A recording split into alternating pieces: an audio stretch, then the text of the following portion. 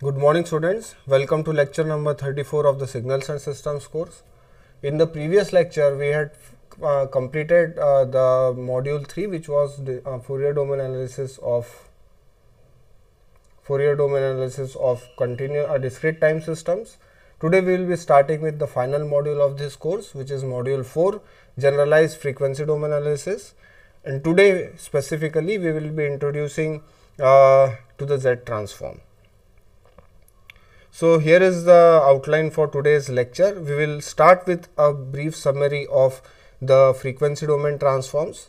We will look at the periodicity and the discrete time and discrete frequency properties and how they are related. We have already seen this. We will just be refreshing them again in a structured manner. Then we will look at how, we will see how frequency domain analysis was a tool for signal processing and system analysis. We have seen this. However, we will see how this for system analysis frequency domain approach is limited to BIBO stable systems only. We will see an example of BIBO unstable system, and we will see how the Fourier transform for a BIBO Fourier transform of the impulse response does not exist when the system is unstable. That would lead us to the generalized frequency domain analysis. So, in general, the generalized frequency domain analysis consists of Z transform and Laplace transform. So, if we are in the discrete time domain, we use Z transform. If we are in the continuous time domain, we use the Laplace transform, and we will end this lecture. So, we won't be talking about Laplace transform today. We will be covering Laplace transform after we finish the Z transform. Today we will be starting with the definition of Z transform, region of convergence. Right. So, let's get started.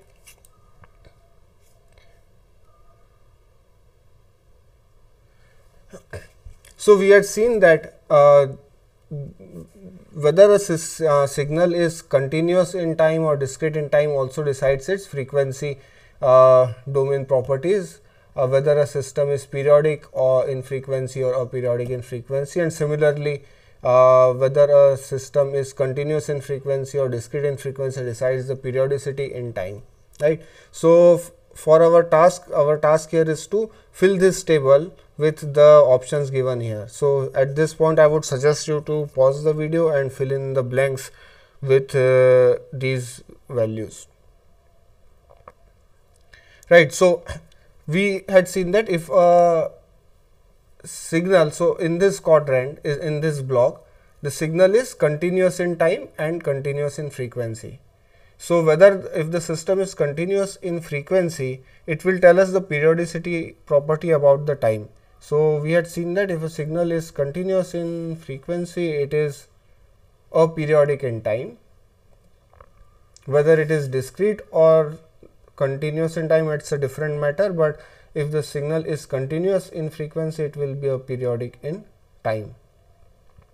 Now, if a system is continuous in time, it will be aperiodic in frequency, right. Similarly, if a system is discrete in frequency and continuous in time, what will we get? So, if it is discrete in frequency, it would decide the periodicity property, that it would be periodic in time, right. And similarly, if the signal is discrete in time, it will be periodic in frequency. So, this table gives a summary of the periodicity and discrete time and continuous continuous variable properties of the frequency and time domain. So, if we look at the transform which we have seen, if a signal is continuous in time and frequency, what we use to characterize it is continuous time Fourier transform, which is also, we were referring to this as the Fourier transform throughout in the first part of this course, right. If the signal is continuous in time but discrete in frequency. What do we have? What we have is a continuous time Fourier series, or we were referring to this as the Fourier series. So, yeah, Fs is Fourier series. We are referring to this as Fourier series, right. If a signal is discrete in time, it is discrete in time but continuous in frequency, the Fourier transform which characterizes such a signal is discrete time Fourier transform. This is periodic in frequency but aperiodic in time, discrete in time and continuous in frequency. If a signal is periodic in time as well as frequency, it will be discrete as well in time as well as frequency. So, this is the final transform which we had seen, which was discrete Fourier transform. This we covered in the last lecture, right. So, there is a nice summary of the Fourier transform which we have seen. Here you can also sometimes write discrete time Fourier series. Sometimes this can also be written, right. So, now we will see why do we need to go to the generalized frequency domain analysis. So, we had seen that Fourier transform would exist only for square integrable signals. For example, if we consider a discrete time signal, its DTFT exists only when this summation which is h of omega converges, right. If this does not converge, then there is no way I can define a DTFT for a signal. Consequently, a BIBU unstable system, as an unstable system whose impulse response does not converge, cannot be represented by its Fourier transform. So, this is a major setback if you want to do a system analysis using Fourier transforms. So, what do? We go to the generalized Fourier domain, generalized frequency domain. So, let us consider an example of a discrete time system which is unstable. We have seen such a system. Again, we will go back and see a very closely related example.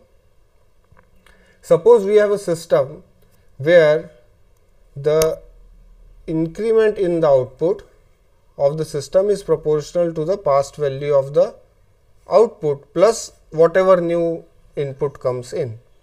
So, for example, if y is the output, if output is yn, input is suppose xn, the increment in the output is delta yn, and which is proportional to the past value of the output, which is y of n minus 1. So, suppose I want to write this in form of an equation, this is what I would get. Delta yn is r naught y of n minus 1 plus xn. R naught is the proportionality constant.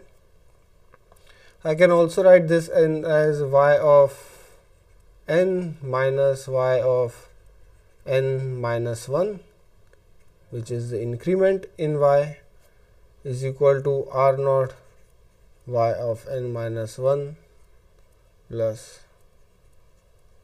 xn. So, I would get y of n as 1 plus r naught y of n minus 1 plus xn. This is similar to the banking system, where the increment, which is the interest, is proportional to your current bank balance plus whatever you are crediting to your account,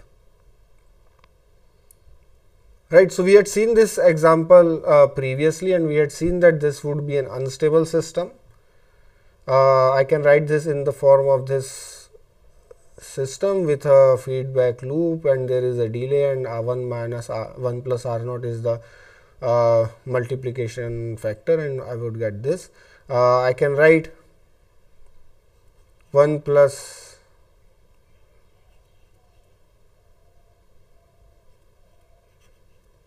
R0 as a constant A.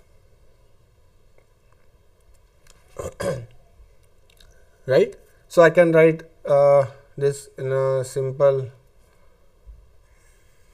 form. Yn is equal to A into Yn minus 1 plus x of n. Now, we would notice that A is greater than 1 whenever R0 is greater than 0, which would be the case when there is an increment. So, what would be the impulse response of this system? What would be the impulse response of this system? So, to find the impulse response, let us see the assume an initial condition. So, I assume that Yn was 0 when n was less than 0. So, this was the initial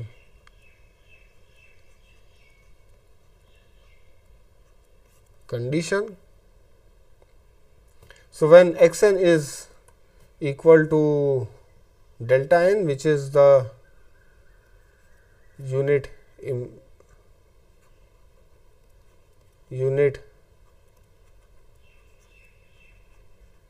impulse as input, and this is the Yn is equal to h of n, which is the response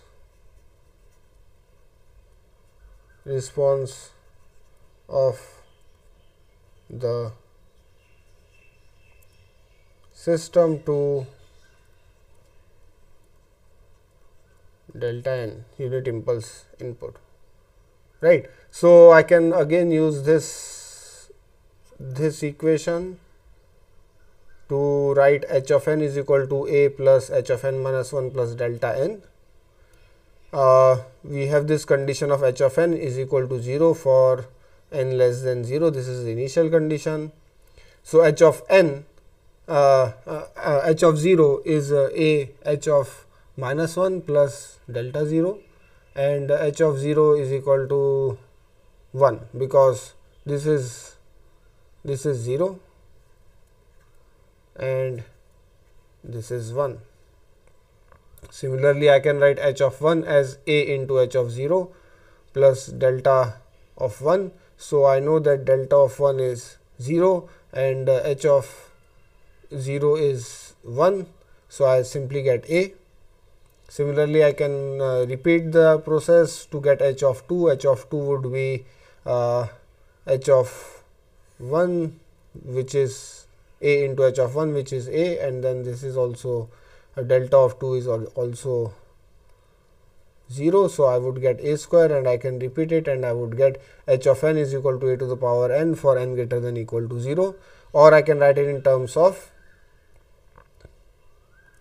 h of n is equal to A to the power n un. Here A is greater than 1. So, if I want to now plot this, how would my function look like? So, h of n would be something like this.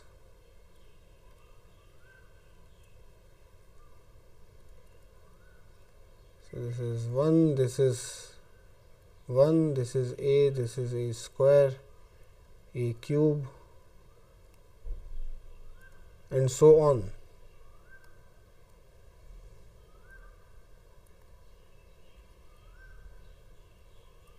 So, this is the exponentially increasing curve, this is the exponential curve.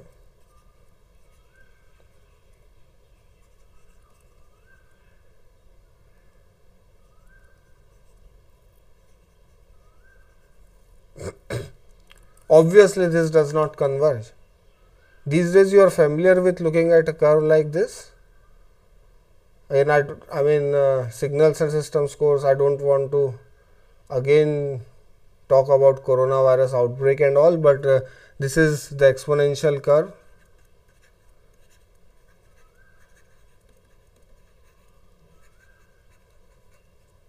of the number of cases, coronavirus cases. So you can see that this is increasing. The question is, we cannot define DTFT.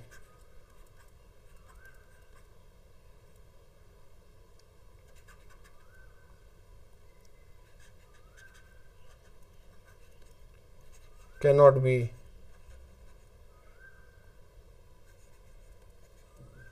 defined for a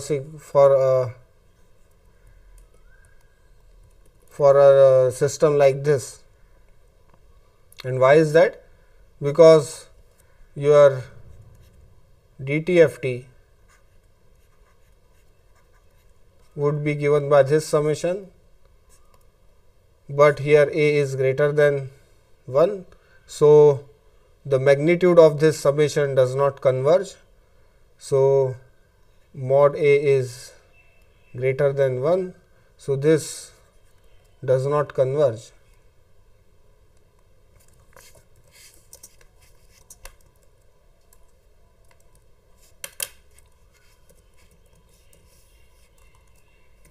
Does not converge.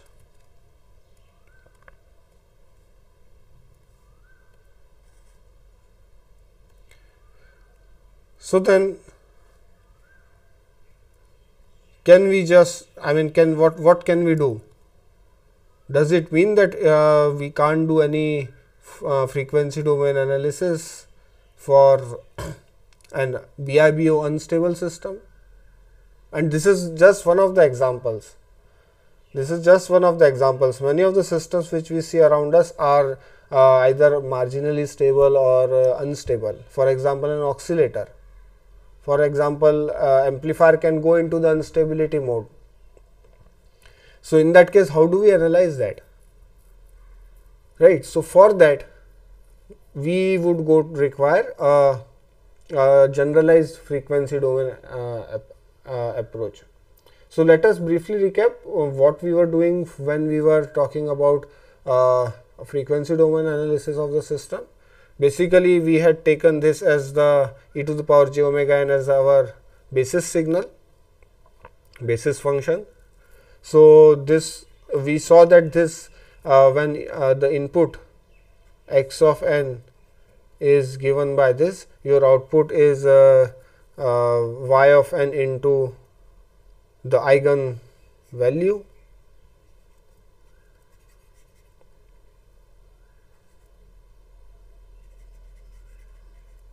and then this is the eigen function. So, this approach allowed us to analyze the input output relationship for an LTI system. The output was simply multiplication of what we called as the Fourier transform of the input and the Fourier transform of the impulse response, right. So, what we will do is we will generalize the basis function. Here this was our basis function.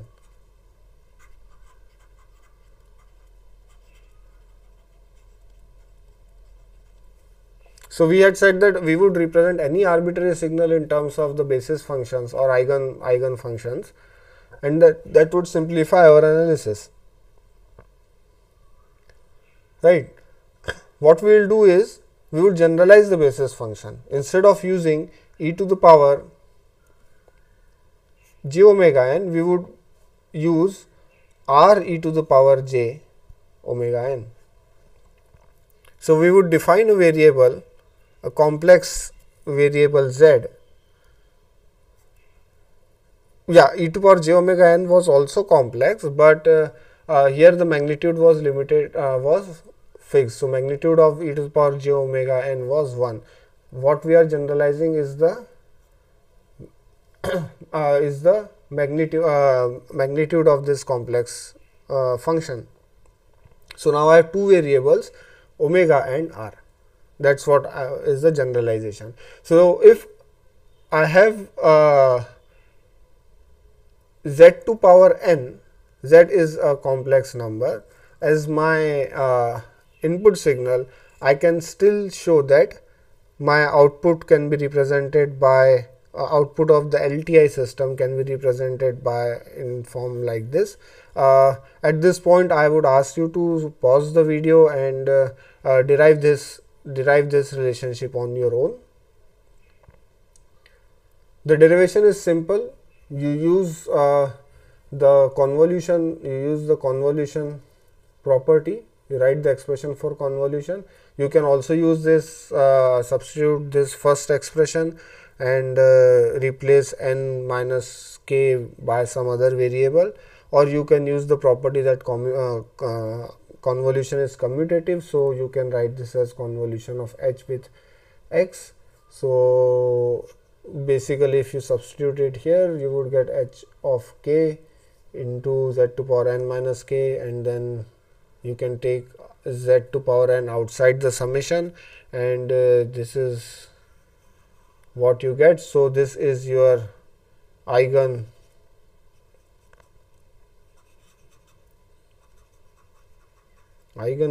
and this is the eigen function. So the advantage of eigenvalue and eigenfunction is still valid even if you generalize from e to the power j omega n to r e to the power j omega n. That's what we would be using. So if you write this, this would be a purely a function of z, and then I would define my z transform as summation over k from minus infinity to plus infinity h of k z to power minus k, or you can also write it in terms of n, it does not matter, right. So this is the z transform of h of n.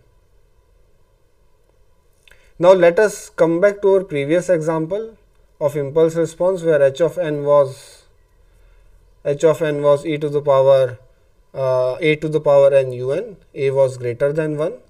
So if I now want to compute the z transform instead of the Fourier transform, I would get a summation like this: a to the power n z to power minus n. I can rewrite this as a into z to power minus 1 whole to the power n. So this would converge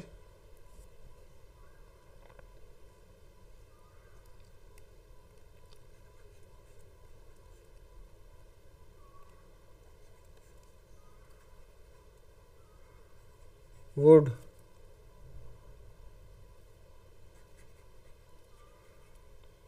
exist when this condition, this summation is true, and this would mean that mod of a z to power minus 1 should be less than 1. Here for convergence, the magnitude is important. Phase can be somewhere between 0 to 2 pi. However, if the series has to converge, its magnitude has to go on diminishing as n increases, right. So this condition implies that mod z, if mod z is greater than a, so let me write it like this: if mod z is greater than mod a, then h of z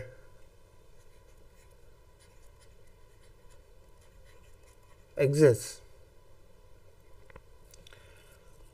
And what is the value of this? So this is simply if this condition is satisfied, then you have a infinite GP with which converges. So you would just get the first term is 1, the multiplication factor is a z to power minus 1. So what you get is hz 1 by 1 minus az inverse. So this would be the case. you should note that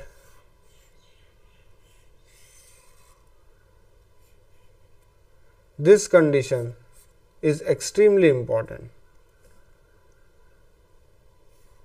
This is the convergence condition. This is the convergence condition for the Z transform to exist. So, this what does this actually mean? Z is a complex number. So, we have to understand it in terms of a complex Z plane. So, we have a complex Z plane. This is the real part of Z. This is the imaginary part of Z. Here the red curve is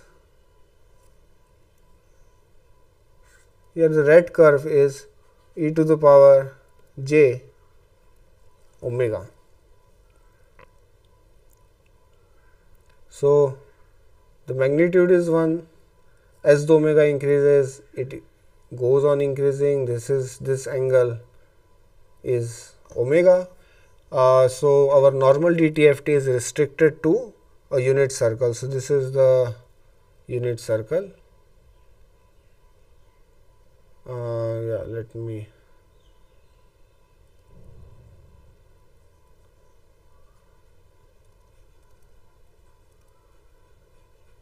circle mod Z equal to 1. This curve here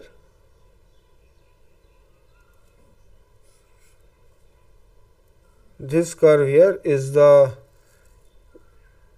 this outer circle is Z is equal to minus a, mod Z is equal to a.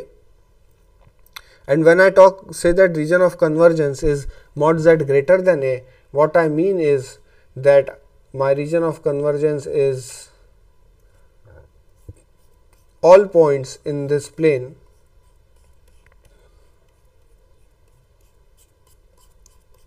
which are outside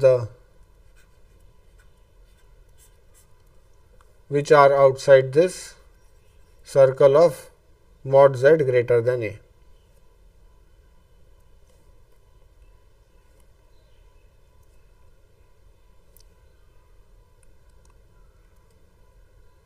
Yeah, let me highlight this mod Z greater than a.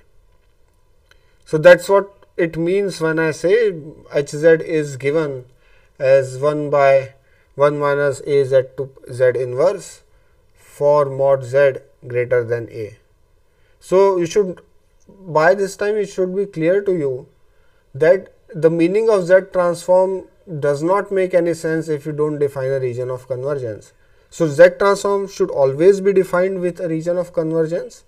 Z transform must, I am emphasizing this must, always be accompanied by a region of convergence. Otherwise, it does not make sense to talk about the Z transform if we do not know or do not understand what is the region of convergence.